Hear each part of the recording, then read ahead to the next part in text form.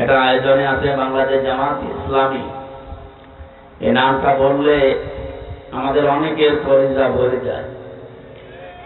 কিছু মানুষ আছে এখনো পর্যন্ত সেই মানভাত আমলে আছে, তাদের কলিজায় এখনো আগুন লাগে। ইতিহাসবিদ এবং বুদ্ধিজীবী বদরুদ্দিন ওমর, উনি মারা গেছে বর্ষা দিয়ে। ওনার যে সমস্ত ঐতিহাসিক উক্তিগুলো ছিল তার ভেতরে 1 নাম্বার উক্তি ছিল মুক্তিযুদ্ধের যত ইতিহাস এ পর্যন্ত লেখা হয়েছে এই বাংলাদেশে তার 100 ভাগের 92 ভাগ মিথ্যা। সুতরাং ঐতিহাসিক সত্য কথাটা উনি বাংলাদেশের সাথে মিলান। এই 54 বছরে যারা জামাত ইসলামী বাংলাদেশের উপরে যে দোষটা দিয়ে দেশের মানুষ থেকে দূরে সরিয়ে রেখেছে এতদিন, উনি একজন ইতিহাসবিদ বুদ্ধিজীবী আমরা জানি। উনি বলছে যত ইতিহাস লেখা হয়েছে এই মুক্তিযুদ্ধ নিয়ে 100 ভাগের 92 ভাগই সব মিথ্যা কথা। সুতরাং জামাত ইসলামী বাংলাদেশ নিয়ে যত ষড়যন্ত্র করা হয়েছে সবগুলো যেগুলো বানোয়াট এদেশের মানুষ এখন জানে। আমাদেরকে অনেকে চেতনায় রাজাকার বলে, অথচ আমাদের দলে সর্বোচ্চ রাজাকারের সংখ্যা ওদের তৈরি করা 37 জন, তারপরে 11 জন মরে গেছে। আর যারা এখন এই ধোয়া তুলছে 24 আগস্টের 5 তারিখের পর থেকে, তাদের দলে রাজাকারের সংখ্যা 1024 জন। এই সত্য কথাগুলো তো প্রচার করেন না। ঝাঁঝর যদি এসে সইকে বলে তোমার পেছনে ফোঁটা, ওর দাঁত মুখ সব খুলে ফেলা দরকার না? সইয়ের পেছনে ফোঁটা কয়টা? আর ঝাঁঝরে? আজ এই দেশে যারা ঝাঁঝর, কোন চরিত্র নেই, তাদের কোনো চরিত্রই নেই, কোন চরিত্র নেই। শুধু বলি না, কোন চরিত্র নেই এমনি বলি না। আপনি দেখান একটা আগস্টের 5 তারিখের পর থেকে বাবা শাহজালাল, কুত্তা বিড়াল সব হালাল, এইভাবে যারা জীবন চালাচ্ছে, তারা বলে এতদিন খাইনি এখন খাবো না। এতদিন তো বাংলাদেশ জামাত ইসলামও খায়নি, তারা খেতে পারে না। 56,000 বর্গ মাইলে আজ পর্যন্ত বাংলাদেশ জামাত ইসলামের বিরুদ্ধে অন্য বানানো বহু দোষ দিয়েছে, চাঁদাবাজি করেছে, এই দোষ আজও দিতে পারে। আলহামদুলিল্লাহ। এই জন্য সেই সংগঠন কর্তৃক আজকের এই সিরাতুন নবী সাল্লাল্লাহু আলাইহি ওয়াসাল্লাম মাহফিল, আমার মনে হয় সারা বাংলাদেশের সব জায়গায় কোরআনওয়ালা মানুষগুলোই কোরআনের আয়োজন করা দরকার। কারণ এই দেশ এখন 2 ভাগ। আপনি গোপনে কিছু করেও প্রকাশ্যে কিছু করেও না, একেবারে ফাইনাল কথা, এই দেশে এখন 2 দল, একটা আল্লাহর দল, একটা শয়তানের দল। এই কথা বলে না কেন? সুতরাং এতদিন এখানে লক্ষাধিক মানুষ যারা আসতো, এগুলো মানুষ নামে শয়তান। আর আজকে যেগুলো বসে আছে এগুলো সব আল্লাহর দলে, উলাইকা হিজবুল্লাহ। এগুলো আল্লাহর দলের বাইরে কেউ নেই এখানে, এই কথা বলা লাগবে। সুতরাং আমাদের এই মাঠ ভর্তি মানুষ দরকার নেই। আমার এখানে 10 জন হলেই 10 জনে আমরা চাই বদরের ময়দানের মতো যেন 313 জনের মতো হয়। বাংলাদেশ জামাত ইসলামী সারা বিশ্বের একটা পরিচিত নাম। এটা এ মাহফিলের সম্মানিত সভাপতি আহমেদ আলী মেম্বার, আমির বাংলাদেশ জামাত ইসলামী, 7 নম্বর মহারাজপুর ইউনিয়ন ও সাবেক চেয়ারম্যান নমিনি উনি, 7 নম্বর মহারাজপুর ইউনিয়ন। বাংলাদেশ জামাত ইসলামী থেকে যাদেরকে এমপি বলেন, উপজেলা চেয়ারম্যান বলেন, মেয়র বলেন, ভাইস চেয়ারম্যান বলেন, ইউনিয়নের চেয়ারম্যান বলেন, মেম্বার বলেন, যাদের নাম ঘোষণা হয়েছে এরা কেউ পদপ্রার্থী না, এরা সব নমিনি। কথা বুঝতেছেন? পদপ্রার্থী আর নমিনির ভেতরে পার্থক্য আছে। এদেশে 300 মানুষের নাম আমিরে জামাতের মাধ্যমে বাংলাদেশ জামাত ইসলামী ঘোষণা দিয়েছে, এরা কেউ পদপ্রার্থী না, এরা সব নমিনি। আপনি খোঁজ নিয়ে দেখেন, এরা কেউ জানেই না যে আমি নমিনেশন পেয়েছি, তাকে জানানো হয়েছে। বাংলাদেশ জামাত ইসলামী এই দৃষ্টান্ত সৃষ্টি করতে পেরেছে বাংলাদেশে। এই দলে যদি কেউ পদ চেয়ে নিতে চায়, ও কিয়ামতের আগেও পাবে না। অথচ অন্য দলে আমরা দেখি এই পদ পাওয়ার জন্য মানুষ মারামারি করে মরে যায়। ঝিনাইদহ নেই, এখনো তো শুরু হয়নি, হোক, দেখেন কি হয়। অথচ 300 মানুষের নাম সারা দেশে ঘোষণা হয়েছে, কেউ তো মারা যায়নি। আর আমি দেখলাম যাদের নাম ঘোষণা হয়েছে প্রত্যেকে ওই দিন কন্দন করেছে। এটা একটা বিশাল বোঝা। সংগঠন বাদ দিয়ে অন্য কেউ যদি আমাদের ওপর এটা চাপিয়ে দিত, সত্য কথা বলছি, আমরা সত্যি এটা নিতাম না। কিন্তু সামি'না ওয়া আতা'না এই কথা বলে যেদিন এসেছি, যে শুনলাম এবং আল্লাহ রাসূলের বাইরে যদি কিছু না হয় মেনে নিলাম, এই জন্য আমরা কিছু বলতে পারি না। এই দৃষ্টান্ত যেহেতু বাংলাদেশ জামাত ইসলামী সৃষ্টি অলরেডি করে ফেলেছে, তাদের কাছ থেকে আপনারাও শিক্ষা নেন। এখনো 73টা দল আছে এই দেশে। কত? 73টা। আশা করছি সবাই বাংলাদেশ জামাত ইসলামীকে মডেল মনে করবে, কারণ এই দেশে যা কিছু করতে চান ভালো, জামাত ছাড়া আপনি অন্য কারো কাছে পাবেন না। যা আছে, আমি বাংলায় কথা বলছি, সবগুলো ধোঁকাবাজি, প্রতারণা, এই 2 নাম্বারই, এই মুখ জোর করা ছাড়া, এই চাপাবাজি ছাড়া কিচ্ছু নেই। আপনি রিমান্ডে নিয়ে পিটাবেন, দেখে সব বলে দেবেন। আজকের মাহফিলের প্রধান অতিথি, আপনারা যার নাম এতক্ষণ শুনলেন, দেখলেন, তার কথা শুনলেন, অধ্যাপক আলী আজম মোহাম্মদ আবু বকর। অনেক বড় নাম, আল্লাহ যেন বড় করেন, বলেন আমিন। উনি আমির বাংলাদেশ জামাত ইসলামী ঝিনাইদহ জেলা শাখা। জামাত শুধু এখন জেলায়, থানায়, উপজেলায় নেই, ইউনিয়নে নেই, এখন ওয়ার্ড পর্যন্ত চলে গেছে। অথচ এই দেশে তাদের ওয়ার্ড না, ইউনিয়ন না, থানা না, উপজেলা না, জেলা না, বিভাগ না, শুধু কেন্দ্রের সভাপতি আর সেক্রেটারি, তাছাড়া আর কেউ নেই। তাদের গলাবাজি দেখেছে, তাদের ফাপড় দেখলে মনে হয় সারা দেশই তাদের, অথচ সে নিজে সভাপতি আর ছেলে সেক্রেটারি। আমি জেলখানায় পেয়েছিলাম, আমি যে ভবনে থাকতাম ওই ভবনের পাশে একজন ছিল, তার নাম আব্দুল মতিন। উনি আল্লাহর দলের সভাপতি। আমি বলছি, ভাই আপনি আল্লাহর দলের সভাপতি, সেক্রেটারি কে? প্রথম ছেলে। এরকম দল দেশে নেই। এই রাম আর বামদের যে গলা ফাটানো চিৎকার, ওদের শুধু ওই, তাছাড়া আর কেউ নেই। সুতরাং আজকের প্রধান অতিথি, উনি একজন কলেজের অধ্যাপক। কোরআনের আয়াত যেভাবে পড়ছিলেন, বোঝাচ্ছিলেন, একজন মাওলানার মতো না? বলেন তো, অনেক মাওলানাও মনে হয় এভাবে ডিপলি কোরআন বোঝে না। ওয়ানজালনাল হাদিদা ফীহি বাসুন শাদীদ, উনি যেটা মিন করতে চাচ্ছিলেন, আল্লাহ রাব্বুল আলামিন এই শক্তি, এই ক্ষমতা, এই রাজত্ব যেন এবার এদেশের মুসলমানদের হাতে এনে দেন। আরো জোরে বলেন আমিন। এখানে আলোচনা রেখেছেন বাংলাদেশ জামাত ইসলামী কর্তৃক নমিনি উনিও। এই যে পাশের থানা, এটা কি যেন, কালীগঞ্জ না? কালীগঞ্জ। উনি একজন আলেম, বাংলাদেশ জামাত ইসলামের নমিনি উনি মাওলানা আবু তালিব। এসেছে ভাই, দামাত বারকাতুহুমুল আলিয়া।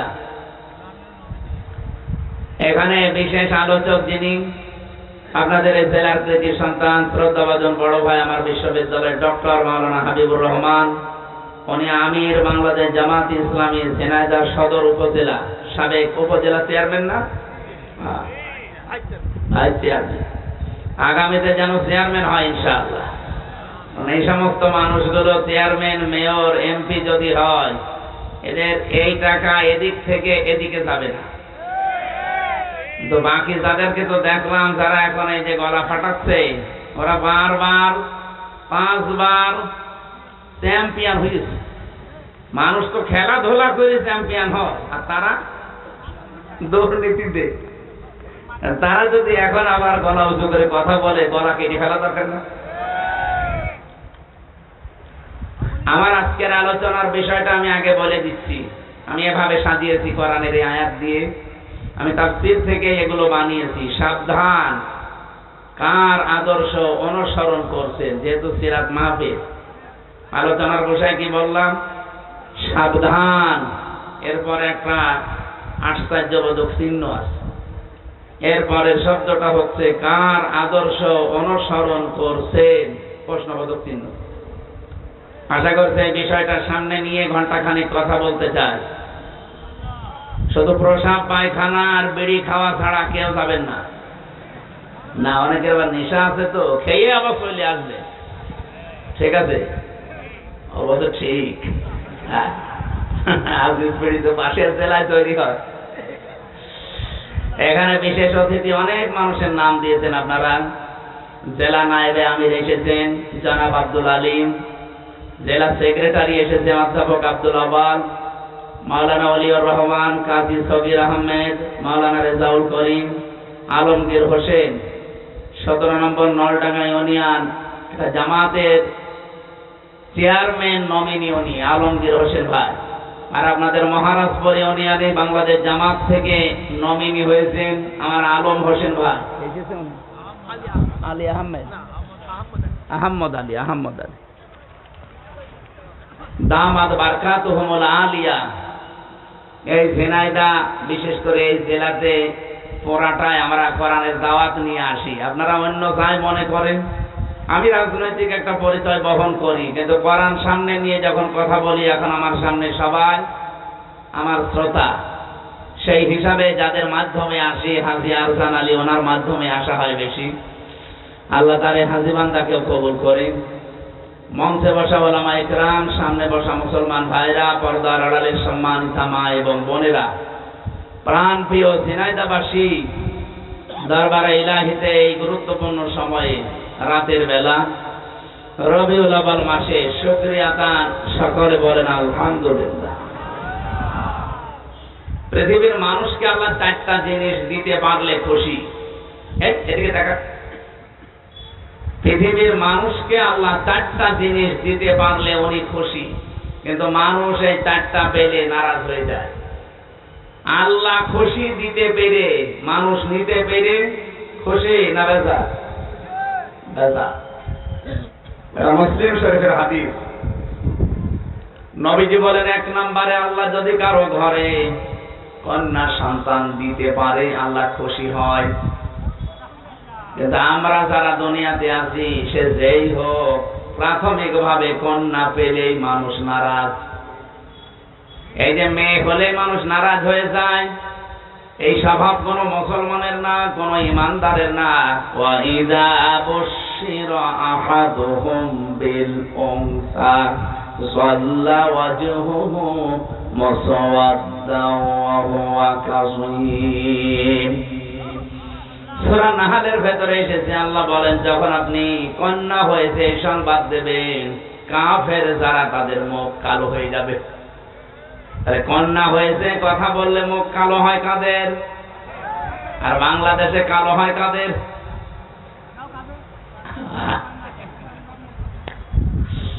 আপনি টের পাচ্ছেন আল্লাহ আপনার উপরে খুশি হয়েছেন, এই জন্য এটা দিলেন। নবীজি বলেন, আল্লাহ পাক যদি কাউকে একটা কন্যা দেয়, সে যেন বিশ্বাস করে আল্লাহ তার জন্য একটা জান্নাত বরাদ্দ করে রেখেছেন। কিন্তু কি বললাম? কিন্তু কি 4টা শর্ত পূরণ করা লাগবে এই মেয়েটার পেছনে। 1 নম্বরে, মেয়েটা যখন দুনিয়াতে আপনার ঘরে আসবে আপনি খুশি হবেন। 2 নম্বরে, তার পেছনে খরচ করবেন। 3 নম্বরে, তাকে দ্বীনের শিক্ষা দেবেন। 4 নম্বরে, সৎ পাত্র থেকে পাত্রস্থ করবেন। আল্লাহ পাক শুধু জান্নাত না, ইলা ইয়াউমিল কিয়ামা, কিয়ামত পর্যন্ত তার রহমত আপনার সাথে রাখবে। সিস্টেমরা তো পাল্টিয়ে ফেলেছি। মেয়ে হলে খুশি, প্রথমটাই নেই, বেজার হয়ে যায়। আমি কোরআনে মেয়ে লোকের আলোচনা যত জায়গায় পড়েছি, দেখেছি আল্লাহ ছেলে এবং মেয়ের কথা বলতে গেলে আগে মেয়ের নাম দিয়েছেন। ইয়াখলুকু মা ইয়াশাউ ইয়াহাবু লিমান ইয়াশাউ ইনাসা ওয়া ইয়াহাবু লিমান ইয়াশাউ যুকুর ইলা আখির আয়াত। সূরা শুরা এসেছে, তিনি সৃষ্টি করেন, যাকে ইচ্ছা কন্যা দেন, যাকে ইচ্ছা পুত্র দেন।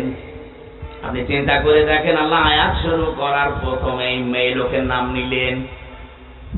আল্লাহ যাকে ইচ্ছা মেয়ে দেন, যাকে ইচ্ছা ছেলে দেন। কেন আল্লাহ আগে যাকে ইচ্ছা ছেলে দেন মেয়ে দেন বলতে পারতেন না?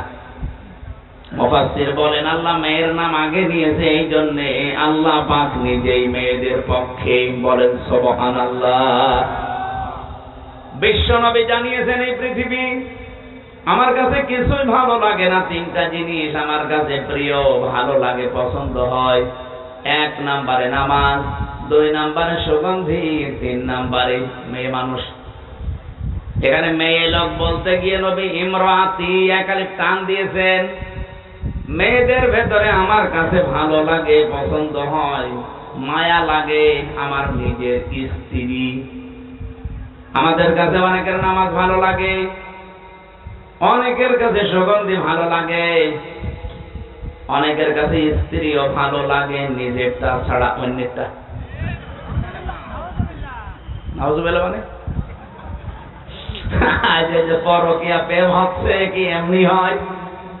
নিজেরটা ছাড়া অন্যেরটা যখন বেশি ভালো লাগে তখনই তো মানুষ লাইন করে। কথা বলে না কেন?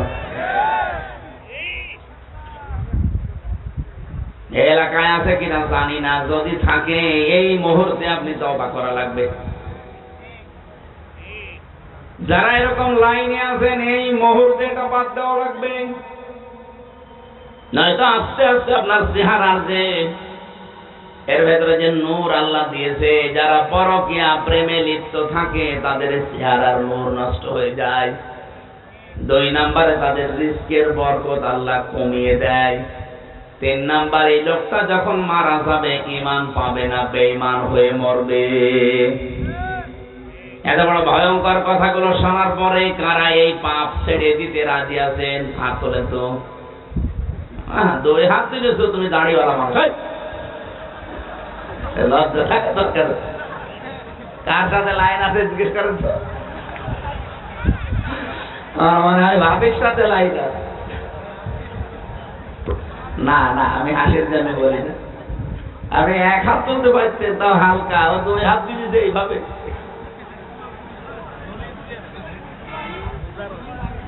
যদি কেউ থেকে থাকেন আশা করছি ওনার মতো ছেড়ে দেবেন। বিশ্বনবী জানিয়েছেন, কোন ঘরে যদি একটা আল্লাহওয়ালা মেয়ে লোক থাকে, ওই বাড়িওয়ালা যেন বিশ্বাস করে জান্নাতের একটা টুকরা আল্লাহ তাকে দিয়েছে। এখানে যারা বাবা আছি, মেয়ের বাবা, এই যে 4টা কথা বললাম, যেটা করলে কিয়ামত পর্যন্ত, শুধু ইলা ইয়াউমি, ইলা দুনিয়া পর্যন্ত নবী দেননি, ইলা ইয়াউমিল কিয়ামা, কিয়ামত পর্যন্ত আল্লাহর দয়া রহমত তার উপরে থাকবে। তাহলে 1 নম্বরে আপনি খুশি হবেন, 2 নম্বরে তার পেছনে আপনি খরচ করবেন সাধ্য মতো, 3 নম্বরে তাকে দ্বীন শেখাবেন, 4 নম্বরে তাকে সৎ পাত্র দেখে পাত্রস্থ করবেন। যদিও বাংলাদেশে মেয়েদের বিবাহের বয়স ধরা হয় 18 বছর, কিন্তু কোরআন হাদিস অনুযায়ী মেয়েদের বিবাহের বয়স ধরা হবে যেই দিন তার শরীর খারাপ হবে ওই দিন থেকে। এটা 10 বছরে, 12 বছরে, 15 বছরে, 18 বছরে হতে পারে। সম্মানিতা মা বোন যারা বসে আছেন, এখানে একটা মাসলা বলি। অনেকেই বেহুশ আছেন, এ বিষয়ে কোনো খবর নেই, হুঁশ নেই। নামাজ কিন্তু ফরজ, রোজা কিন্তু ফরজ। অনেকে হেলায় খেলায় নষ্ট করে নামাজও শুরু করে, রোজাও রাখে, কিন্তু একেবারে মধ্যম বয়সে না। মেয়েদের যেই দিন শরীর খারাপ হবে ওই দিনের পর থেকেই পবিত্র হয়ে তার নামাজ যে আরম্ভ হয়ে গেল জীবনে, রোজা যে আরম্ভ হয়ে গেল, কোনদিন সে আর এগুলো ছাড়তে পারবে না। শুধু মাসে 3 দিন, 5 দিন, 7 দিন, 10 দিন বাদ দিয়ে ওর জীবনে নামাজও বাদ নেই, রোজাও বাদ নেই। কথা বোঝা গেছে? এই মাসলাটা যারা জানতেন না আজকে থেকে আমল করবেন। আপনার মেয়ে যদি 10 বছরে বা 12 বছরে 15 বছরে শরীর খারাপ হয়েছে, আপনার স্ত্রী তো জানে, ওর পরে কোনোদিন যেন এই মেয়েটা আর ফরজ নামাজ বাদ দিতে না পারে। যদি হেলায় খেলায় নষ্ট হয়ে যায়, আপনার আমল নামায় কবিরা গুনাহ উঠতে থাকবে। এই যে নামাজ পড়ল না আপনার এই মেয়েটা, বালেগা হওয়ার পরেও কিয়ামতের দিন এই মেয়েটাকে যখন সর্বপ্রথম আল্লাহ তুলবে, আপনারা জানেন সবাই, আউয়ালু মা ইউহাসাবু বিহিল আবদু ইয়াউমাল কিয়ামাতিস সালাহ। কিয়ামতের দিন আল্লাহ তার সামনে দাঁড় করিয়ে সর্বপ্রথম নামাজের হিসাব নেবেন।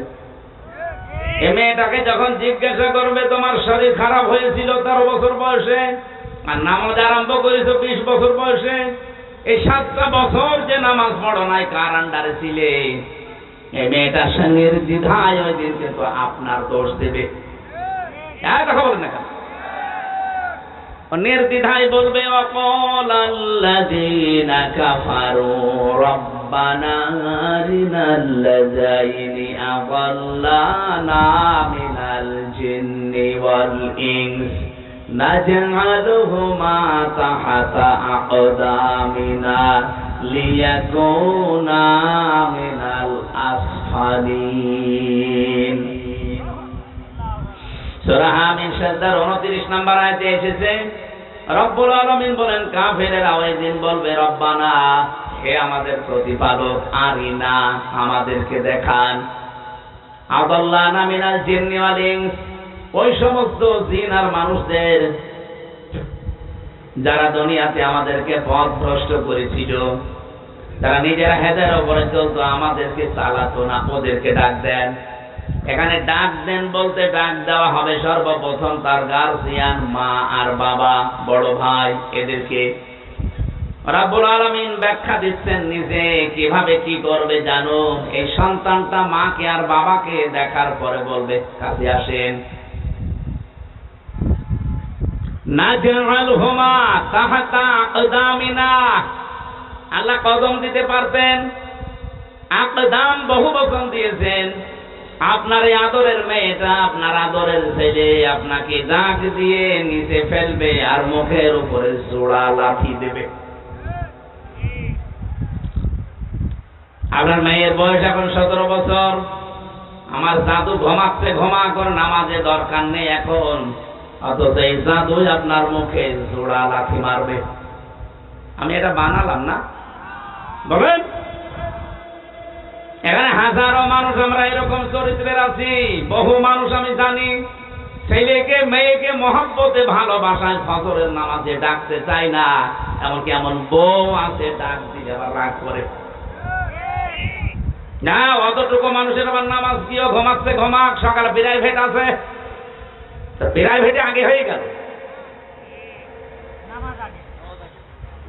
মুয়াজ্জিন সাহেব যে কিছুক্ষণ আগে ডাক দিয়ে গেল, সালাতু খায়রুম মিনান নাওম, এই ঘুমের চাইতে নামাজ উত্তম।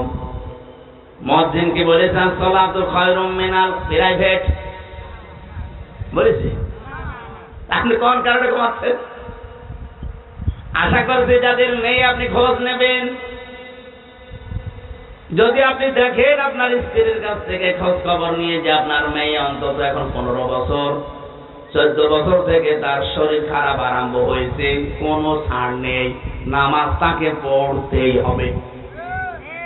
নয়তো ওই মেয়ের কারণে কিয়ামতের দিন শেষে আবার জাহান্নামে শুধু যাবেন না, লিয়াকুনা মিনাল আসফালিন, বলবে আল্লাহ একে তো জোড়া লাঠি মুখে দেব, আমি যেখানে যাই ওকে সেখানে নিয়ে যাব। আসফালা সাফিলিন, এসমে তাফজিলের সিগা, এত নিচে জাহান্নামে নিয়ে যাব যার নিচে আর কেউ চায় না। কে বলবে এটা? আপনার আদরের এই 14 বছরের মেয়েটা। বলেন নাউজুবিল্লাহ। নবীজি এজন্যই জানিয়েছেন, মেয়ে যখন আসবে খুশি হবা, কারণ 4 জন ফেরেশতার সঙ্গে সঙ্গে ওই ঘরের ভেতরে এসে বলে, এই দুর্বল দেহটা একটা দুর্বল দেহ থেকে বের হয়ে এসেছে, এই মেয়েটাকে যা আদর করবে, দিন শেখাবে, সৎ পাত্রে পাত্রস্থ করতে পারবে, কিয়ামত পর্যন্ত আল্লাহর রহমতের ফেরেশতাদের দোয়া তার সাথে থাকবে। এজন্য আল্লাহ কোন বাড়িতে যদি মেয়ে দেয় আল্লাহ খুশি। আল্লাহ বলেন আমি আরেকটু যখন খুশি হয়ে বান্দার উপরে তখন তাকে রোগ আর ব্যাধি দেই, অথচ এইটা পেলে আমরা নারাজ। আপনি কি জানেন আপনার শরীরে যে ফোঁট বের হয়, এই ফোঁট বের হওয়ার কারণে আপনার পাপ মাফ হয়। শরীর যে গরম হয়, জ্বর হয়, এই জ্বরের কারণে আপনার গোনা মাফ হয়ে যায়। দেহচট খেয়েছেন, একটু ব্যথা লেগেছে, রক্ত বের হয়ে গেছে, যা পেয়েছেন কষ্টটা, এর কারণে আপনার একটা পাপ মাফ হয়ে গেছে। এই জন্য মুমিনের কাছে যদি রোগ আর ব্যাধি আসে আল্লাহ বলেন আমি তার উপর আর একটু বেশি খুশি, এই জন্য তাকে মাফ করার এই চিন্তা। কিন্তু আমরা নারাজ হই অনেকে। 3 নম্বরে আল্লাহ বলেন আমি যদি আর একটু বেশি খুশি হই এই বান্দার উপরে, তখন তার বাড়িতে আমি মেহমান পাঠাই। কিন্তু এখানে আমরা যারাই আছি, যে আছি না কেন, মানুষের যে আচরণ স্বভাব সুলভ, মেহমান দেখলে খুশি হওয়া দূরের কথা, অধিকাংশ মানুষ নারাজ। আল্লাহ বলেন আমি মেহমান পাঠালে একটু বেশি খুশি হই, আর আমরা নারাজ হয়ে যাই। 4 নম্বরে যখন বান্দার উপরে একেবারে খুব বেশি খুশি হয়ে যায়, ফাইনাল, তখন আমি সেই এলাকায় বৃষ্টি নাজিল করি। সিস্টেম অপর পৃষ্ঠায় দেখুন, নবীজি বলেন, এটা মুসলিম শরীফের হাদিস, আল্লাহ পাক সবচাইতে বেশি রাগান্বিত হয় দুনিয়ায় 4টা কাজে, কিন্তু বান্দা বান্দি দুনিয়ায় 4 কাজ করতে পেরে খুশি। 1 নম্বরে মানুষ খুশি হয় যৌতুক পেয়ে, আর আল্লাহ নারাজ হয় এইটা দেখলে। জেনায় যায় যৌতুক নেই। পাশের জেলা আমার কুষ্টিয়া, সংস্কার যখন আরম্ভ হয়েছে, এই 2 মহিলা এতদিন আমাদের মাথার উপরে ছিল, যৌতুক নামে মানবতার সাথে মহা কৌতুক হয়তো বন্ধ করতে পারে নাই। এখন তিনি আছেন, তিনিও পারছে না। আশা করছি আগামীতে ইসলাম আসলে এই যৌতুক ঝাঁটা পিটাই করে বিদায় করা হবে। এখানে মনে হয় যৌতুক খাওয়া কেউ নেই। অনেক সন্তান খেতে চায় না, বাধ্য হয় তার বাবা আর মায়ের কারণে। এ মা বাবা না, এটা ডাইনি। আমার তো যতটুকু কোরআন হাদিস পড়ে আমি পেয়েছি, কেউ যদি যৌতুকের টাকা খাওয়ার ইচ্ছা করেন, এই ইচ্ছাকে দাবিয়ে রাখার জন্য আপনি নিজের পায়খানা নিজে খেয়ে ফেলবেন। নাউজুবিল্লাহ বলেন। আপনি যদি এইটা শুনি নাউজুবিল্লাহ বলেন, পায়খানা খেলে একটা গুনাহ হয় মাত্র, আর যৌতুকের টাকা নিলে ডবল গুনাহ হয়। 1 নম্বরে কবিরা গুনাহ, 2 নম্বরে জুলুমের গুনাহ। যারা এই কাজ করছেন আপনারা বন্ধ করেন। বিশেষ করে এই যে বরযাত্রী যাওয়া মেয়ের বাড়িতে, এর মতো ছোট লোকই কাজ কারবার দুনিয়ায় আর হয় না। কোন কারণে বরযাত্রী যায়? এটা এসেছে হিন্দুদের সংস্কৃতি থেকে, অথচ ইসলাম থেকে যেটা এসেছে, এখানে অধিকাংশ মুসলমান এই কাজ করে না। সেটার নাম অলিমা। কি মুসলমানেরা বিয়ে করবে কি বরযাত্রী না অলিমা? এখানে কারা অলিমা করেছেন হাত তোলেন তো। আন্দাজে হাত তোল, অলিমা বলছো?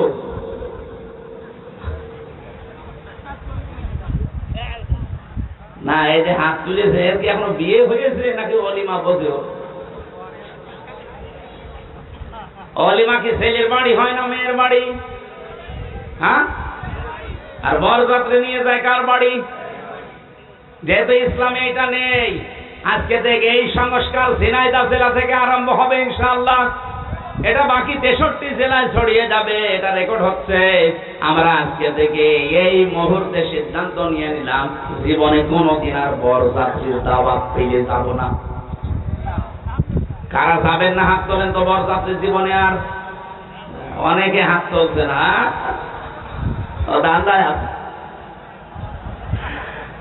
আমি কি হাদিস কোরআন বানাচ্ছি?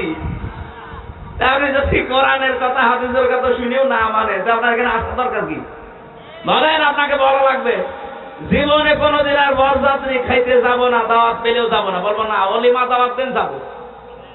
কারা কারা বরযাত্রী যাবেন না হাত তোলেন। চলেন তাড়াতাড়ি চলেন, বরযাত্রী খাওয়াচ্ছে।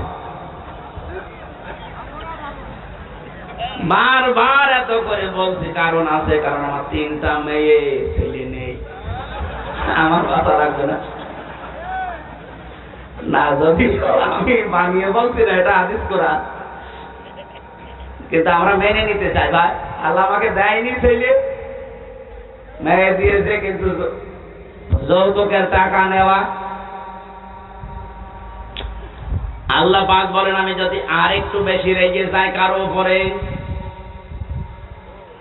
আমি তখন দেখি এই লোকটা গীবতে লিপ্ত।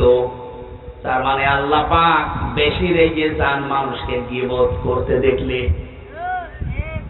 অথচ বাস্তবতায় দেখলাম এখনো চলছে বাংলাদেশে গীবত। দূরের কথা, গীবতের উপরের আরেকটা পাপ আছে, তার নাম তোহমত। সেইটা এই দেশে সবচাইতে বেশি হচ্ছে। গীবত বলা হয় কাকে? কারো ভেতরে কোনো দোষ আছে, ওই দোষের কথা যদি তার অঙ্গাচরে বলেন, সে যদি রাগ করে শুনলে, এইটার নাম গীবত। আর এইটার উপরে আরেকটা পাপ আছে, তার নাম তোহমত। ওইটা কি? আপনি আন্দাজে একজনের উপরে কোনো দোষ চাপিয়ে দিলেন, অথচ ওই লোকটা ওই দোষ করে নাই, ওইটার কারণে সে জাতির কাছে কালার হয়ে গেল, একটা বদনাম হয়ে গেল তার।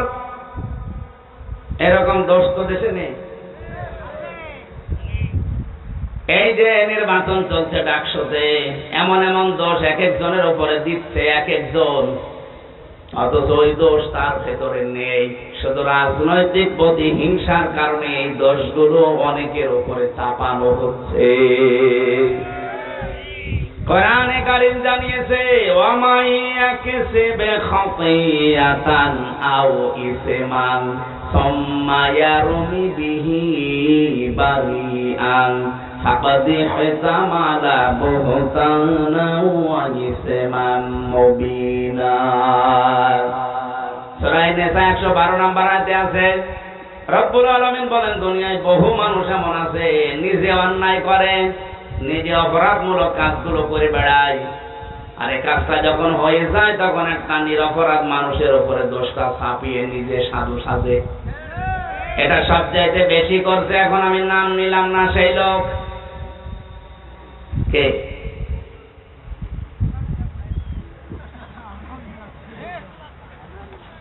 সবচাইতে বেশি করছে এখন এই লোক, নাম নিলাম না কোন লোক, সেই লোক। আশা করছি সে বুঝবে, সে যেন থামে। আপনি সাদিক কায়েমের উপরে, ফরহাদের উপরে এমন এমন দোষ চাপিয়ে দিচ্ছেন, ওই বিষয়ে কি তারা কিছু জানেই না। বিশ্বাস করেন আল্লাহর কসম, যে দোষ তাদের উপরে চাপিয়ে জাতির সামনে তাদেরকে কালার করতে চাচ্ছেন, বদনাম করতে চাচ্ছেন, ওই দোষ তো তারা করে নাই। ওই দোষ আপনাকে দিয়ে আল্লাহ দুনিয়ায় করাবে, এরপরে আপনার মরণ হবে। আপনি লাঞ্ছনা, গঞ্জনা, অপমানের শিকার হবেন দুনিয়ায়। আপনি দেখবেন কি হয় আপনার। পৃথিবীতে এটা চির সত্য, ধ্রুব সত্য কথা। দুনিয়ায় যে যে ধরনের অপরাধ করে না, তার উপরে যদি ওই অপরাধ কেউ চাপিয়ে দেয়, মহান আল্লাহ তাকে দিয়ে ওই অপরাধ আগে করায়। হাসিনা এই দেশে 15.5 বছরে বহু আলেমের উপরে এমন মিথ্যা তহমত চাপিয়ে দিয়েছিল, যে বিষয়ে আলেমরা জানতই না। কথা বলে না কেন? আরে ভাই, আমি নিজে তো ভিকটিম। আমার উপরে যে চাপিয়ে দিয়েছিল, যেটা ও বিষয়ে আমি জানতামই না। আমার জঙ্গি মামলা দিয়েছিল, আমি নাকি আনসারুল্লাহ বাংলা টিমের সারা বাংলাদেশের প্রধান, অথচ সাতাশে কি আমি আজ পর্যন্ত জানি না। অথচ আল্লাহ এমন একটা বাতাস ঘুরিয়ে দিয়েছে, সারা পৃথিবীতে এখন সবচাইতে বড় জঙ্গিদের তালিকায় হাসিনা। ওর মতো ফ্যাসিস্ট যারা, তাদেরকে আল্লাহ দুনিয়া থেকে ওইভাবে বিদায় দিচ্ছে। বাশার আল আসাদকে দিয়েছে, এটা আজকেও দিয়েছে একজনকে নেপালে। নেপালে না, বিক্ষোভ করতে গিয়ে ছেলে মেয়েরা, জনতারা আগুন লাগিয়ে দিয়েছে। শেষ পর্যন্ত প্রধানমন্ত্রীর বউ পুড়িয়ে মরে গেছে। এটা তো আল্লাহ সিম্পল দেখাচ্ছে। এটা কিন্তু কোরআনের কথা। দুনিয়ায় যদি কেউ কোনো অপরাধ না করে তার উপরে দোষ আপনি চাপিয়ে দেবেন, আপনাকে দিয়ে ওই দোষ আল্লাহ করাবে, নয়তো আপনার মরণ হবে না। অনেকে আবার এই জায়গায় একটা সুযোগ খোঁজে যে মরণ যদি না হয় তাহলে বেঁচে থাকতে তো পারবো। কত বড় শয়তান বলে। আল্লাহ নারাজ হয় কখন? যখন দেখেন এই লোকটা গীবত করছে। আল্লাহ সবচাইতে রেগে যায়। এর উপরে আরেকটা আছে, 3 নাম্বারটা পেয়েছি আমি। আল্লাহ পাক বলেন আমি আরো রেগে যাই যখন বান্দার উপরে দেখি এই লোকটা মিথ্যা কথা বলছে। এটা তো আর দেশে নেই। 63 বছরের জীবনে, অথচ আমাদের যিনি আদর্শ, আমি যে বললাম সাবধান, কার আদর্শ অনুসরণ করছেন প্রশ্নবোধক চিহ্ন এমনি দেয়নি। 63 বছরের জীবনে এই মানুষটা একটা মিথ্যা কথা বলেনি। সেই লোকটার জীবন চরিত্র নিয়ে আজকে আলোচনা হবে। অথচ আপনারা যার আদর্শ মেনে আনন্দে লাফান, তার জীবনে পুরাটাই মিথ্যা দিয়ে ভরা। ঝিনাইদহবাসী এখানে শুধু এই হাজারো মানুষ শুনছে না, এটা রেকর্ড হয়ে তামাম দুনিয়া চলছে। এখন সারা পৃথিবীর মানুষকে জানাবো, যাদের আদর্শ অনুসরণ করেন বিবেকের কাছে একটু প্রশ্ন করেন ওই লোকটা আসলে চরিত্রবান কিনা। যদিও অনেকের রাগ হয়, বলে ডাইরেক্ট বলা দরকার কি, আপনি গোপন রাখতে পারেন না। না, সত্য কোনদিন গোপন থাকে না। বাংলাদেশে এখন চরিত্রবান সত্যই মানুষ যদি ছাত্র সংগঠনে আপনি খুঁজতে চান, ইসলামপন্থী ছাত্র সংস্থা ছাড়া আপনি খুঁজে পাবেন না। যারা ইসলাম দিয়ে রাজনীতি করে আপনি দেখেন, সে যারাই হোক, যারা ইসলাম দিয়ে রাজনীতি করে, সে ইসলামী ছাত্র শিবির হোক, ইসলামী ঈশা ছাত্র আন্দোলন হোক, আর অন্যান্য যত দল আছে যারা ইসলাম দিয়ে রাজনীতি করে, এই ছেলেদের চরিত্র এখনো পর্যন্ত ঠিক আছে। ইসলামের বাইরে যারা রাজনীতি করে ওদের চরিত্র বলতে কি আছে আপনি দেখান। আমি জাহাঙ্গীরনগরে প্রথমে ছিলাম, চান্স পেয়েছিলাম প্রথমে ওখানে। আমি দেখেছি সকালবেলা কুলি করতে মদ দিয়ে, ছাত্র পিটাচ্ছে শিক্ষককে। এখনো পর্যন্ত এরকম বেয়াদব বাংলাদেশে আছে না নেই? আজকে একজন এরকম বেয়াদবি করছিল দেখলাম। শিক্ষকের সামনে যদি টেবিলে চাপড় দিয়ে চোখ গরম করে তুই তোকারি করতে পারে, ও জীবনে কি করবে?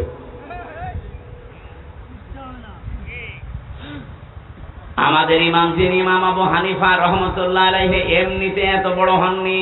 তার জীবনী পড়তে গিয়ে দেখলাম তিনি প্রথম জীবনে গরিবের সন্তান ছিলেন। ছোট বয়সে তার মা দেরি দিয়েছে তাকে মাদ্রাসায়, মক্তবের শিক্ষক তাকে পড়াচ্ছে আলিফ বা তা সা। উনি প্রতিদিন এই কায়দা আমপারা কোরআন যায় বলেন, কাঁধে করে নিয়ে যায় মাদ্রাসায়, আবার আসে, কিন্তু পায়ে জুতা নেই।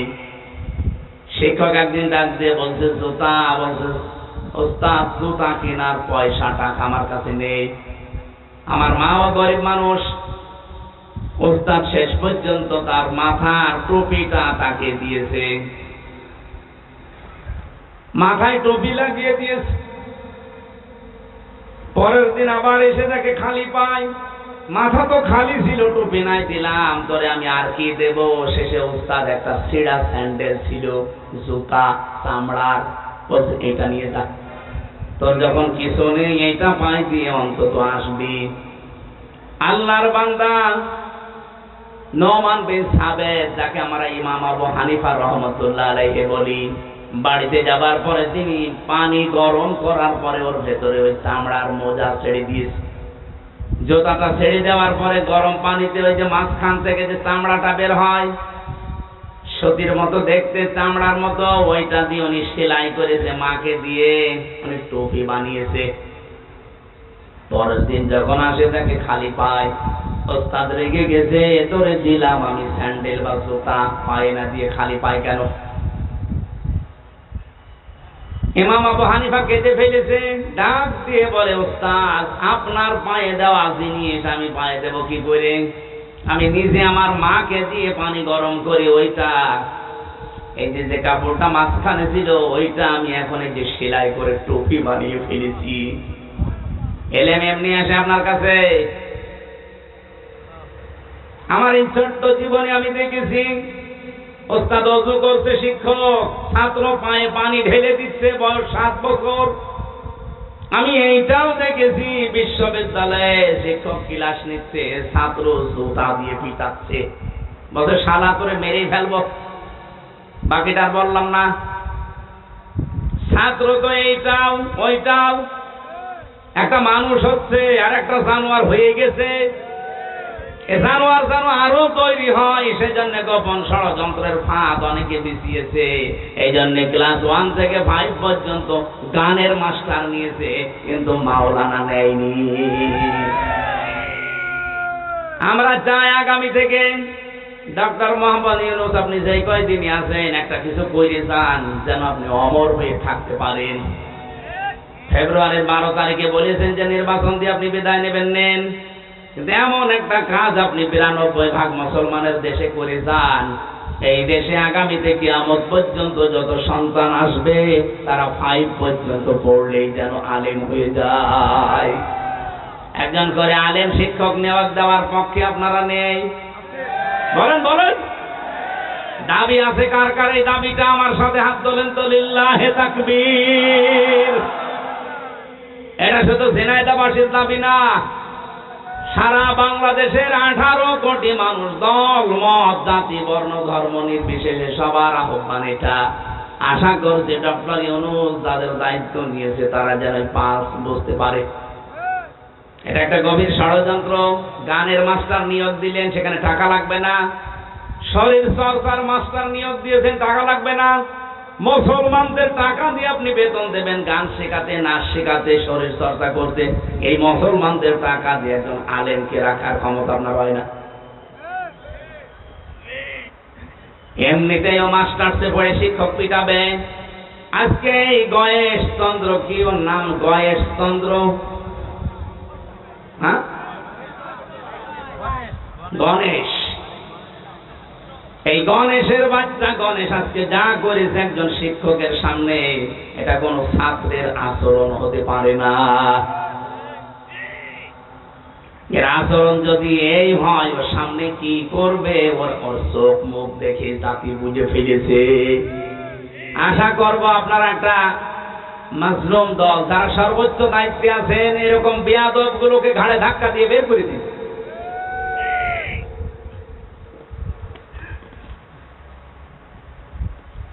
আমার ভাইরা, মিথ্যা কথা বলা বন্ধ করা দরকার। মিথ্যা সকল পাপের মা বা মূল।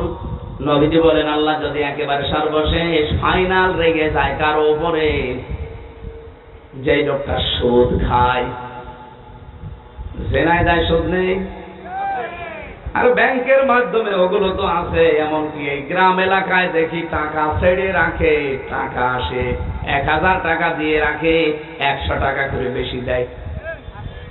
ওকে তো জানে এটা সুদ, ও জানে এটা মায়ের সাথে জেনা করার শামিল, তারপরও খায়। আল্লাহ সবচাইতে বেশি রেগে যায় এই জায়গায়। এমন রাগার আগে আল্লাহ বলেন, ফাইল্লাম তাফআলু ফাযানু বিহারবিম মিনাল্লাহি ওয়া রাসূলি। সুদের এই ঘোষণা শোনার পরও যদি কেউ ছেড়ে না দেয়, সে যেন আল্লাহ এবং রসুলের সাথে যুদ্ধ করার জন্য প্রস্তুতি নেয়। বলেন নাউযুবিল্লাহ। আমি ফাইনাল জানি না, তারপরও একটু আন্দাজে বলছি, এই এলাকায় যারা টাকা ছেড়ে রেখেছেন, টাকা আসে, এইরকম কোন মানুষ যদি এখানে এসে থাকেন, আপনি এই মুহূর্তে তওবা করেন। আপনি কিন্তু মায়ের সাথে জেনা করে এসেছেন, আবার যে করবেন। কত নিকৃষ্ট কথা আমি বলতাম না, হাদিস এসেছে জন্য বললাম। এরপরেও যদি আপনি সুদের এই টাকা ছেড়ে দিতে না পারেন, আপনার বিবেকে বাধা না দেয়, আপনি আজকে থেকে আর নামাজও পড়ার দরকার নেই। কারণ আপনি এমনিতেও জাহান্নামে যাবেন, অমনিতেও জাহান্নামে যাবেন। পরের এই শব্দটাকে আমি বানালাম, সূরা আলে ইমরানে আছে, যারা সুদ ছেড়ে দেয় না তাদের জন্য আমি আগুন তৈরি করে রাখলাম। বলেন নাউযুবিল্লাহ। আগুন কোথায় পাওয়া যায়? জাহান্নামে। বলেন বলেন। মুসলিম শরীফের যে হাদিসটা দিয়ে আরম্ভ করেছিলাম, 4টা কাজে আল্লাহ সব চাইতে বেশি খুশি, কিন্তু পৃথিবীর মানুষ নারাজ। আর 4টা কাজে আল্লাহ সব চাইতে বেশি নারাজ, পৃথিবীর মানুষ খুশি। আল্লাহ ওই 4টা কাজে আমাদেরকে পালন করার তৌফিক দেন। এই 4টা কাজ যেগুলো নারাজ, যেগুলো জীবনের মতো ছেড়ে দেওয়ার সুযোগ দেন। বলেন আমিন। দরুদ আর সালাম পাঠ করে আমরা চলে যাচ্ছি সূরা আরাফ। এই এদিকে তাকান ভাই, আমরা তেলাওয়াত করেছি সূরা আরাফ থেকে। আয়াত নাম্বার হচ্ছে 45, 46। 2টা মাত্র আয়াত পড়েছি কোরআনের। এখানে 206টা আয়াত আছে। দেখেন আপনি এই 2টা আয়াতে যত তথ্য বের হবে, তাহলে 206টা আয়াতে কত কথা থাকতে পারে। কোন আয়াত থেকে তাফসীর করতে হলে, বলতে হলে আমরা জানি কয়েকটা নিয়ম মানা লাগে। তার প্রথম নিয়ম হচ্ছে শুদ্ধ তেলাওয়াত, যেটা আমরা আগে করে ফেলেছি। 2 নম্বরে মাতৃভাষায় অর্থ এখন করা হবে। 3 নম্বরে ঐতিহাসিক প্রেক্ষাপট, এরপরে নামকরণ, এরপরে ব্যাখ্যা, এরপরে মূল শিক্ষা। তেলাওয়াত যেহেতু হয়েছে, এবার তাকান, আল্লাহ ডাক দিয়েছেন আদমের সন্তানদেরকে। আমরা আদমের সন্তান কিনা? বলেন বলেন। ইয়া বানি আদামা ইম্মা ইয়াতিয়ান্নাকুম রুসুলুম মিনকুম ইয়াকুসসুনা আলাইকুম আয়াতি। আল্লাহ পাক বলেন, হে বনি আদম সন্তান, ইম্মা ইয়াতিয়ান্নাকুম রুসুলুম মিনকুম, তোমাদের কাছে, তোমাদের মধ্য থেকে রাসূল পাঠিয়েছিলাম। ইয়াকুসসুনা আলাইকুম আয়াতি, আমার আয়াতগুলো তারা তেলাওয়াত করে করে তোমাদেরকে শুনিয়েছে, বর্ণনা করে। এখান থেকে কয়েকটা শিক্ষা আমরা আগে নেই, তারপরে বাকিটা। 3 নম্বরে পেয়েছিলাম, কোন আয়াত থেকে যদি আপনি কথা বলেন, ওই সূরার নামকরণ কিভাবে হয়েছে, ওই কোন সূরা থেকে, এইটা আগে জনগণকে জানাবেন। আমরা যেহেতু সূরা আরাফ থেকে আলোচনা করছি, আরাফ শব্দের শাব্দিক অর্থ হচ্ছে জান্নাতি আর জাহান্নামী মানুষের ঝগড়ার স্থান। 2 নম্বর ব্যাখ্যা, আরাফ মানে জাহান্নাম আর জান্নাতের মাঝখানে একটা প্রাচীর, একটা দেওয়াল। নবীজি বলেন, এখানে আল্লাহ কিছু মানুষকে বসিয়ে রাখবে। অবাইনাহুমা হিজাব ওয়া আলাল আরাফি রিজালুন ইয়ারিফুনা কুল্লাম বিসীমাহুম ইলা আখিরি আয়াত। রব্বুল আলামিন বলেন, তাদের মাঝখানে একটা হিজাব বা পর্দা দেওয়া থাকবে, যেটা প্রাচীর বা দেওয়াল বলা হয়। কিছু মানুষকে আল্লাহ ওখানে বসাবে। ওদেরকে আল্লাহ জান্নাতেও দেবে না, জাহান্নামেও দেবে না। হাদিসের শেষ পর্যন্ত আমি পড়ে দেখেছি, কোথায় দেবে এ কথা আর নেই। এখন আমার প্রশ্ন, সাহাবী এই প্রশ্নই করেছিলেন, হে নবী, এদেরকে আল্লাহ জান্নাতে দেবে না কোন কারণে? নবীজি ব্যাখ্যা করতে গিয়ে বলেছিলেন, সাহাবী, এদের জীবনে সব ভালো ছিল, কিন্তু মা বাবার সাথে সম্পর্ক ভালো ছিল না। জেনাইদা বাসি এটা পড়লে আমার কেমন যেন ভয় লাগে। বাংলাদেশে আমরা বহু সন্তান এমন আছি, সব আমাদের ভালো, কিন্তু মা বাবার সাথে সম্পর্ক আমরা ভালো করতে পারছি না। কথা বলে না কেন? এই জায়গায় যারা সব চাইতে বড় বাধা, আমার মা বাবার সাথে আমার সম্পর্কটা খারাপ করার পেছনে, আমি তো কয়েকটা মানুষকে খুঁজে পেয়েছি, দেখেন তো আপনার সাথে মেলে কিনা। 1 নম্বরে আমার শাশুড়ি, 2 নম্বরে আমার বউ। তাই বলে আমারটা না, ওটা বলে আমি মায়ের খাবো।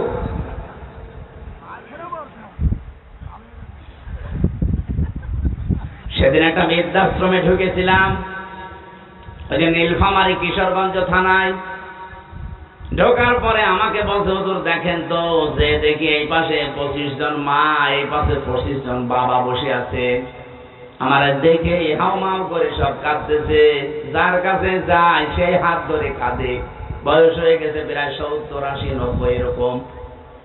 একজনকে জিজ্ঞাসা করলাম কি বাড়ি কোথায়, ছেলে মেয়ে কয়টা? বলছে আমার 3টা ছেলে মেয়ে, 2টা থাকে একটা বাইরের দেশে লন্ডনে আমেরিকায়, আর একটা মেয়ে থাকে অস্ট্রেলিয়ায়। আপনি এখানে? ওরা দেশে ছিল কিন্তু ওদের স্ত্রীর কারণে আমাকে ঘরে রাখতে পারে নাই। ওরা 2 জন বৌমা আধুনিক, তারা বলেছে এই বুড়ি বাড়ি থাকলে তোমাদের কাছে আমরা থাকবো না। শেষ পর্যন্ত ছেলেরা আর মেয়ে মিলে আমাকে রেখে গেছে বৃদ্ধাশ্রমে। খুব কষ্ট হয় মাঝে মাঝে ওই নাতিদের কথা মনে উঠলে। এই বয়সটা একটু নাতি নাত্তর যারা থাকবে তাদের নিয়ে একটু খেলাধুলা আনন্দ করবো, অথচ এই নিঃসঙ্গ জীবনে পড়ে আছি। এখন শুধু গণনা করছে আল্লাহ কবে আজরাইল পাঠাবে। এই মেয়েটা যাদের দোষ দিল, আমি তো শুধুমাত্র এই মেয়েটা দিয়েছে দোষ তা বলছি না, বাস্তবে এটা হচ্ছে কিনা বলেন তো? যে মা বাবা এত কষ্ট করে আপনাকে 25 বছর 30 বছর পর্যন্ত লালন পালন করেছে, অথচ সেই মা বাবাকে বিয়ের কিছুদিন পরে আমরা অনেকে আলাদা করে দেই, বৃদ্ধাশ্রমে রেখে আসি, এমনকি পালাপালি করে খাওয়াই।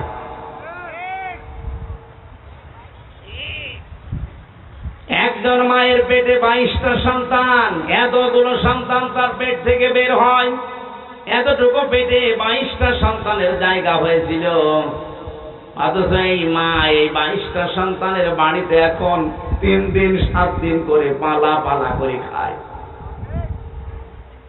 আরে ভাই, আপনার তো আরো খুশি হয়ে তাকে নিজের কাছে রাখার জন্য প্রতিযোগিতা করা দরকার, লটারি করা দরকার। প্রত্যেকেই যদি এই লটারি করতো, আমার মনে হয় মা কারো ভাগে না, সারা জীবন একজনের ভাগে তুলে দিত। আমরা পারছি না। আপনি জান্নাতে যেতে পারবেন না, এই জায়গায় দাঁড়িয়ে থাকবেন। আপনার নামাজ ছিল, রোজা ছিল, পর্দা ছিল, ভালো ব্যবহার ছিল, মা বাবার সম্পর্ক আপনি ঠিক রাখেন নাই। আল্লাহ তুমি আমাদেরকে এই সমাজে এরকম অবস্থা থেকে বাঁচাও, বলেন আমিন। বিশ্বনবী বলেন এদেরকে আল্লাহ জান্নাতেও দেবে না। সাহাবী বলেন হুজুর জান্নাতে দেবে না কেন? নবীজি বলেন জান্নাতে দেবে না এই কারণে জাহান্নামে দেবে না।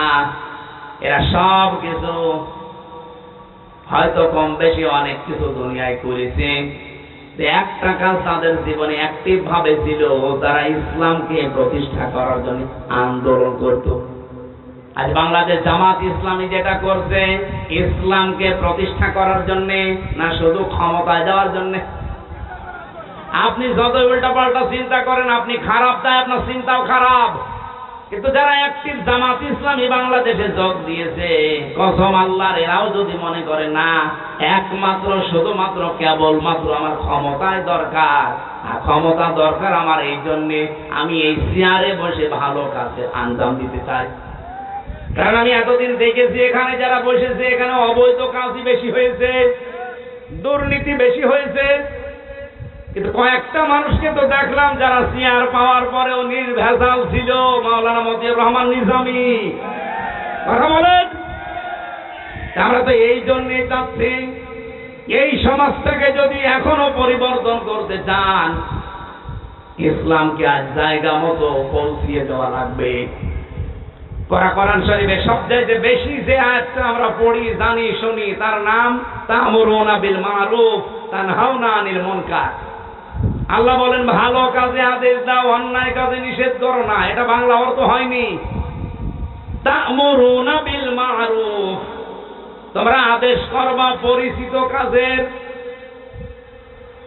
তানহাউনা আনিল মুনকার, তোমরা অন্যায় কাজে বাধা দিবা, প্রতিবন্ধকতা সৃষ্টি করবা।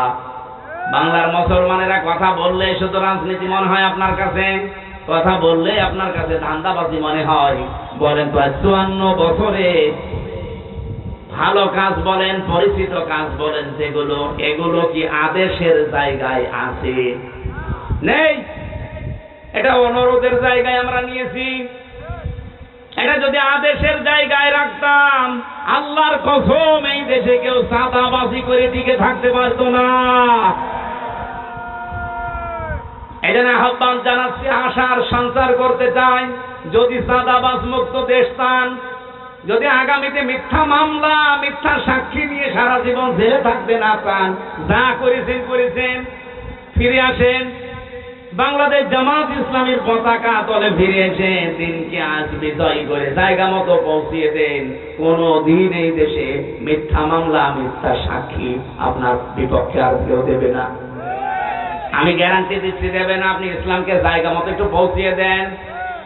300 এমপি দেওয়া লাগবে না, মাত্র 151 জন এবার পাঠান। আমি তো সারা বাংলাদেশে স্পিকারই চালাচ্ছি যে 151 জন যদি সত্যি এবার কোরআন বুকে নিয়ে যেতে পারে, 5 বছর লাগবে না, মাত্র 2 বছরে এই বাংলাদেশ মিনি জান্নাত হয়ে যাবে। কারণ কোন জায়গায় কোন ঔষধ দেওয়া লাগে এটা ভালো জানে কে? বলেন। চাঁদাবাজি করা, চাঁদাও থাকবে না, বাজিও থাকবে না। চুরি এমন ঔষধ আল্লাহ দিয়েছে, চোর পুরুষ হোক নারী হোক, যদি সাক্ষ্য প্রমাণে ধরা পড়ে কোনো বিচার লাগবে না, হাত কেটে দেন।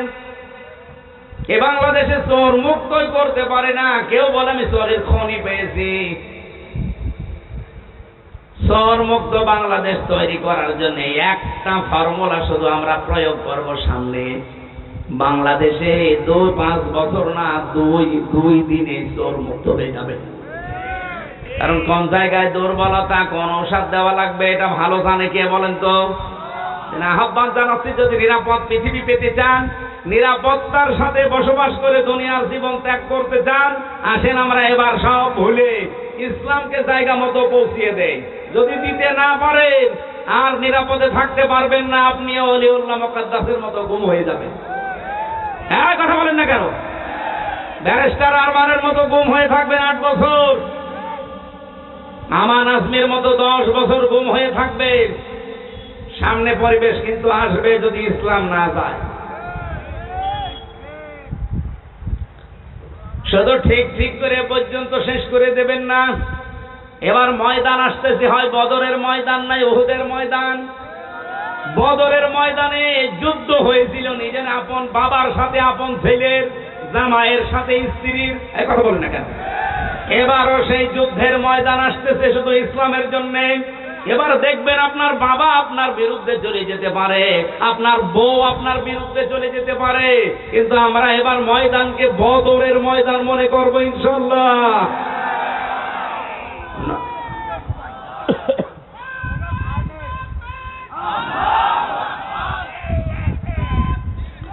আলহামদুলিল্লাহ ভাই, আপনারা কথা ঠিক রাখবেন। এবার রেকর্ড হচ্ছে, সারা দেশে যাচ্ছে, তারাও কথা ঠিক রাখবে আমার বিশ্বাস। কারণ নবীজিও আশঙ্কা করেছিলেন যে বদরে এবার যে যুদ্ধটা, নিজের আপন বাবার সাথে ছেলে এক দলে, বাবা আর এক দলে, বউ এক দলে, স্বামী আর এক দলে। এ তো আমার কেমন লাগছে, যাবে তো?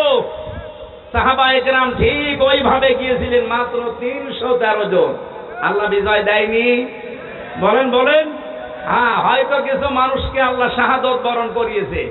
এবার যদি ওই কাজ করা লাগে, শাহাদত বরণ নিজে করব, 10টাকে জাহান্নামে সাথে করে নিয়ে যাব।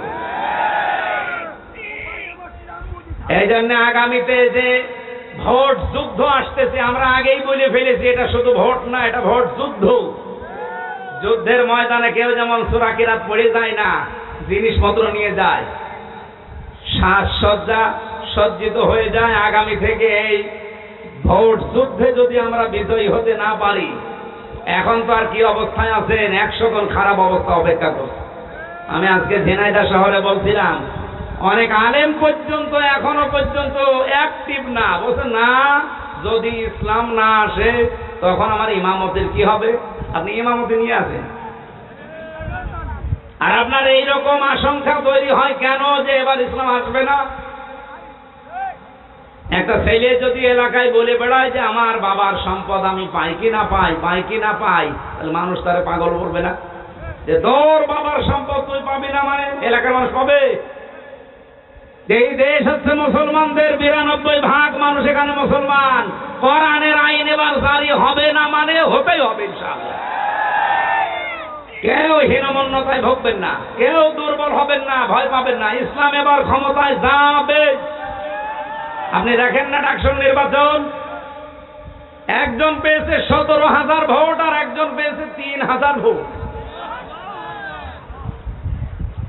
এখনো সত্যতা যাচাই করতে পারিনি। আসার সময় দেখছিলাম, আমার মনে হয় 12টার পরে ওটা ফাইনাল ঘোষণা আসবে। ঢাকা থেকে শুরু করে সারা বাংলাদেশে শুধু একটাই আওয়াজ হবে, নারায়ে তাকবীর। জবান খুলে বলেন লিল্লাহে তাকবীর। এটা শুনতে চান না এবার, নাকি শুনবেন ওইটা আবার? না, আমরা মুসলমানের এই দেশে আর কোন তাকবীর শুনতে চাই না। যদি তাকবীর শুনতেই হয়, লিল্লাহে তাকবীর। মন থেকে বলবেন, হার্টের রোগ থাকলে ভালো হয়ে যাবে। রব্বুল আলামিন বলেন, নবীজি বলেন, এই মানুষগুলো শুধু ইসলাম কায়েমের জন্য চেষ্টা চালিয়েছে, এই জন্য আল্লাহ তাদেরকে জাহান্নামে দিচ্ছে না। এই আয়াতের দিকে তাকিয়ে রাসূলের কথা যেহেতু আমি 100% বিশ্বাস করি, এই হিসাবে বলছি, এই বাংলাদেশে যারা দিন কায়েমের চেষ্টায় আছেন, একামতে দিনের সাথে লেগে আছেন, আপনি বিশ্বাস করতে পারেন আপনি জাহান্নামে যাবেন না। হ্যাঁ, জান্নাতে যেতে পারবেন না যদি মা বাবার সাথে আচরণ খারাপ থাকে, সেটা আগে ঠিক করে নেন। যেহেতু নবীজি বলেননি যে কোথায় যাবে, যদি মনে করেন ওই জায়গায় আমাদের বসে থাকা লাগে এই আরাফ নামক প্রাচীরের উপরে, তাহলে আমার মতো কপাল পোড়া আর কেউ। সুতরাং আমাদের এক্ষুনি পরিবর্তনের সময়। আল্লাহ বনি আদম সন্তানকে ডাক দিয়ে বলেন, ইম্মা ইয়াতিয়ান্নাকুম রাসূলুম মিনকুম ইয়াকুসুনা আলাইকুম আয়াতি। তোমাদের কাছে আমার রাসূল। এখানে আল্লাহ রাসূল এক বচন দিতে পারতেন, রাসূলুন বহু বচন দিয়েছেন। আমার প্রশ্ন হচ্ছে, এখন কি রাসূল আছে? তাহলে আল্লাহ রাসূলুন দিলেন কেন? আয়াতের তাফসীরে ফি জিলালিল কোরআন সাইয়্যিদ কুতুব লিখেছেন, কিয়ামত পর্যন্ত রাসূল থাকবে না, কিন্তু রাসূলের নায়েব থাকবে, উত্তরাধিকারী থাকবে, নায়েবে রাসূল থাকবে, আলেম ওলামা আসবে। আল উলামা ওয়ারাসাতুল আম্বিয়া, এরাও নবীর উত্তরাধিকারী, নায়েবে রাসূল। ইয়াকুসুনা আলাইকুম আয়াতি, তারা বর্ণনা করবে আমার আয়াতসমূহ। আজ বাংলাদেশে আলেম যারা সত্যিকারের, তারা কিন্তু কোরআন থেকে আল্লাহর আয়াতগুলো, ইতিহাসগুলো বর্ণনা করে আমাদের সতর্ক করে, কিন্তু আমরা উল্টা বুঝি। রব্বুল আলামিন বলেন, আলেমদের মুখে, নায়েবে রাসূলদের মুখে এই কথাগুলো শোনার পর, ফামানিত্তাকা ওয়া আসলাহা, যে ব্যক্তি আল্লাহকে ভয় করার নীতি অবলম্বন করবে আর নিজেকে সংশোধন করে নেবে, আলা খাউফুন আলাইহিম, কোনো ভয় নেই তাদের জন্য, ওয়ালা হুম ইয়াহজানুন, কোনো চিন্তাও নেই। বলেন সুবহানাল্লাহ। সুতরাং নবীর উম্মতের ভেতরে আমরা যারা শামিল হতে চাই, এই মুহূর্তে নিজেদেরকে আল্লাহর ভয় তৈরি করে থেমে যাওয়া লাগবে। আল্লাহর আয়াতগুলো শুনলে আপনি সঙ্গে সঙ্গে থমকে দাঁড়াবেন, থেমে যাবেন। ওয়াসলাহা, নিজেকে পরিবর্তন করার নিয়তে সংশোধন হয়ে যাবেন।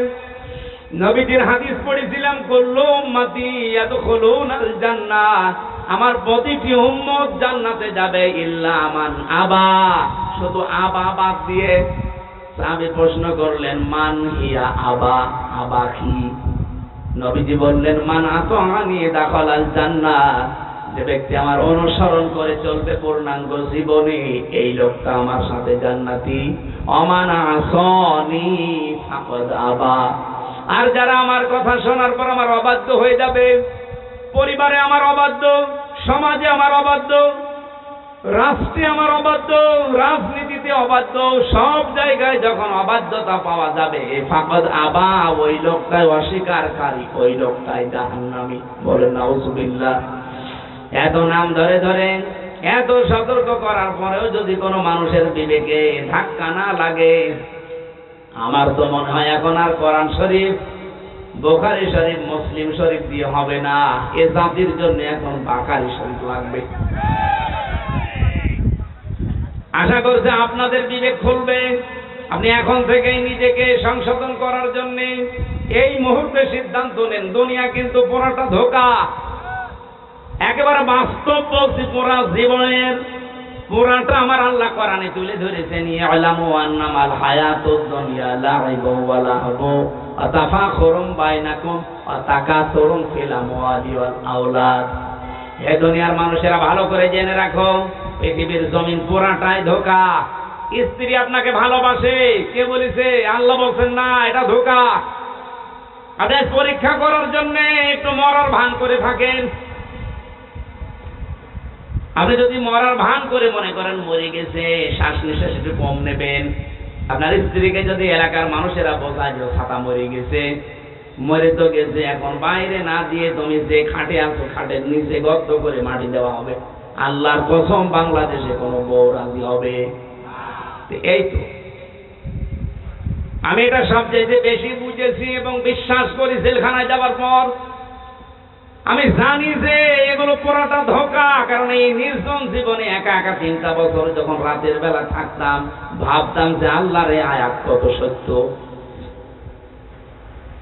এই জন্য দুনিয়ার এই সত্য জীবন যেহেতু ধোঁকা, আল্লাহর ভাষায় আমরা যেন এই ধোঁকায় পড়ে আমাদের বিশাল জীবন নষ্ট করি না ফেলি। এমনকি আমি নিজেও। আল্লাহ আমাকে আগে আমল করার তৌফিক দাও, বলেন আমিন। কোন সন্তানাদির পেছনে পড়ে, কোন স্ত্রী, কোন মা বাবার পেছনেও পড়ে আপনি এমন কোন কাজ করতে যাবেন না যেটার দ্বারা আপনার আখিরাত নষ্ট হয়ে যায়। ইয়া আইয়ুহাল্লাযীনা আমানু লা তুলহিকুম আমওয়ালুকুম ওয়ালা আওলাদুকুম আন যিকরিল্লাহ।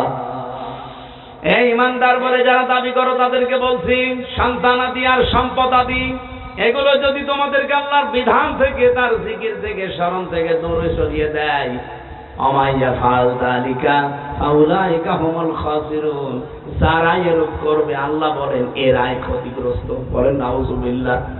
উলাইকা যেহেতু আল্লাহ দিয়েছেন, আমরা যেন এর ভেতরে কেউ পড়ে না যাই। এই মুহূর্তে আমাদের জীবনকে আমরা আল্লাহর ভয় দিয়ে সাজাবো, সংশোধন করে পরিবর্তন হওয়ার নিয়ত করে। ওয়াল্লাযীনা কাযযাবু বিআয়াতিনা, যারা আল্লাহর এই কথাগুলো শোনার পরে মিথ্যা মনে করে, ওয়াস্তাকবারু আনহা, অহংকার করে মুখ ফিরিয়ে চলে যায়, উলাইকা আসহাবুন নার, এরা হচ্ছে জাহান্নামের অধিবাসী। হুম ফিহা খালিদুন, চিরকাল তারা সেখানে থাকবে।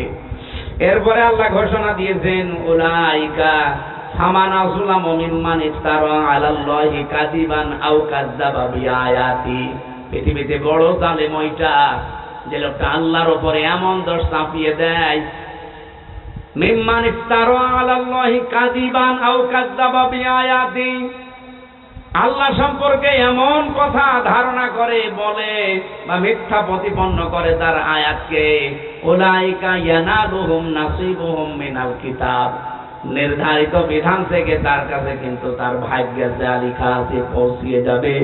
হাত্তা ইযা জাতুহুম রুসুলুনা ইয়াতাওয়াফাউনাহুম, যখন তার কাছে মরণের ফেরেশতারা চলে আসবে, ক্বালু আইনা মা কুনতুম তাদউনা মিন দুনিল্লাহ, তারা বলবে কোথায় তোমাদের সেই সমস্ত ভগবান, নেতা, খোদা, যারা আল্লাহ বাদ দিয়ে যাদের উপরে ভরসা করেছিলে তাদেরকে নিয়ে আসো। কিয়ামতের কঠিন ময়দানে ওই মানুষগুলো এবার ডাক দেবে, ক্বালু বাল্লু আন্না ওয়া শাহিদু আলা আনফুসিহিম আন্নাহুম কানু কাফিরিন। এই কথা কি বানানো? বিশ্বাস করেন 100% সত্য কথা। রব্বুল আলামিন বলেন, ক্বালু, সবাই মিলে বলবে, দাল্লু আন্না, আমাদের থেকে আর তারা উধাও হয়ে গেছে। যারা আদর্শ মেনে চলতাম তাকে আর সামনে পাচ্ছি না, যাকে আমি সব কিছুর উপরে রাখতাম সে আমার সামনে আজ নেই। শাহিদু আলা আনফুসিহিম, আমি সাক্ষী দিচ্ছি, স্বীকার করছি আমি জুলুম করেছি আমার উপরে। আন্নাহুম কানু কাফিরিন, আমি কাফের ছিলাম। এই মুহূর্তে এই কথা বলে কোনো লাভ হবে না। পরীক্ষা হয় আমার 1 থেকে মাস্টার্স পর্যন্ত পরীক্ষা দিয়েছি আমি, কোনদিন প্রশ্নপত্র পরীক্ষার আগের দিন আমি পাইনি। অথচ আল্লাহ যে পরীক্ষা নেবে 1500 বছর আগেই প্রশ্নপত্র ফাঁস করে দিয়েছে। এরপরেও যদি আমরা কেউ ফেল করি, আদর্শ মানার ক্ষেত্রে কাকে অনুসরণ করছেন? যে লোকটা উদাও হয়ে যাবে মরণের পরে আপনার কাছ থেকে, এমন মানুষকে অনুসরণ করা দরকার। আর মরণের সময় তিনি শিহরে এসে বলবে, ভয় নেই উম্মত, আমি আছি, ধরে জান্নাতে পৌঁছিয়ে দেব। আল্লাহ রাসূলুল্লাহকে অনুসরণ করার তৌফিক। যেহেতু মরণের পরেই কবরের ভেতরে তাকে দেখানো হবে মান হাজার রাজুল, এই লোকটাকে ছিল। আপনি যদি সত্যি তার আদর্শ মন থেকে মেনে চলতে পারেন, সঙ্গে সঙ্গে আপনার মুখ দিয়ে বের হয়ে যাবে, হাযা নাবিয়ুনা মুহাম্মাদুর রাসূলুল্লাহ। বলেন আমিন। আল্লাহুম্মা আমিন। লা ইলাহা ইল্লা আনতা সুবহানাক ইন্নী কুনতু মিনাজ জালিমিন। রব্বুল আলামিন, যতটুকুই শুনেছি এতটুকুই মেনে চলার তৌফিক দাও। এই সুন্দর আয়োজনে যারা সম্পৃক্ত, আল্লাহ সবাই আসতে না পারলেও যারা আমরা এসেছি, আমাদেরকে তুমি মেহেরবানি করে এই আয়াতটা মেনে চলার সুযোগ তৈরি করে দাও। রব্বুল আলামিন, কিয়ামতের দিন যেন আফসোস না আসে যে কি করলাম। দুনিয়াতে এমন জীবন গঠন করার তৌফিক দাও, আমাদের আদর্শ যেন একমাত্র রাসূলুল্লাহ হয়ে যায়। এই আয়োজনের সাথে যত মানুষ যেভাবে এসেছে, কাউকে একেবারে খালি হাতে ফেরত দিও না। যে যেভাবে এগিয়ে এসেছে তার কাছে তোমার রহমত ওইভাবেই এগিয়ে দাও। আমাদের দুনিয়ার জীবনটা তুমি আরো আসান করে দাও।